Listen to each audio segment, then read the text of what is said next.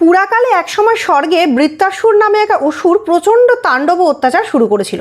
সেই অসুরের হাত থেকে বাঁচবার জন্য দেবতারা ব্রহ্মার কাছে তার মৃত্যুর উপায় জানতে চাইলে ব্রহ্মা বলেন, এক তেজস্বী মহা ঋষি আছেন দধিচি। তিনি যদি স্বেচ্ছায় আত্মত্যাগ করেন তবে তার হাড়ের দ্বারা নির্মিত অস্ত্রে বৃত্রাসুরকে হত্যা করা সম্ভব। এরপর সেই অস্ত্র নির্মাণ করে বৃত্রাসুরকে হত্যা করেন দেবরাজ ইন্দ্র। এদিকে দধিচির মৃত্যুর পর সম্পূর্ণ একা হয়ে পড়ে তার পুত্র পিপ্পলাদ। তার জীবনে দুঃখ দুর্দশা নেমে আসে।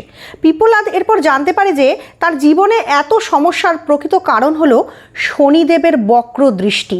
এরপর শনিদেবের ওপর প্রচণ্ড রাগে পিপ্পলাদ মহাদেবের কঠোর তপস্যা শুরু করে এবং মহাদেব তার তপস্যায় সন্তুষ্ট হন। পিপ্পলাদ আধ্যাত্মিক শক্তি লাভ করে। এরপর সে শনিদেবকে আহ্বান জানায় নিজের কাছে এবং তার তপস্যা দ্বারা গৃহীত অস্ত্র দিয়ে শনিদেবের পায়ে প্রচণ্ড জোরে আঘাত করে।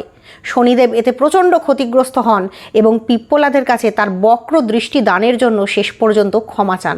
এরপর পিপ্পলাদ শনিদেবের থেকে কথা নেন যে কোনোদিনও কোনো 16 বছরের ছোট শিশুর দিকে শনিদেব বক্র দৃষ্টি দেবেন না। সেই কারণে আজ পর্যন্ত সকল শিশু শনিদেবের বক্র দৃষ্টির হাত থেকে বেঁচে থাকে।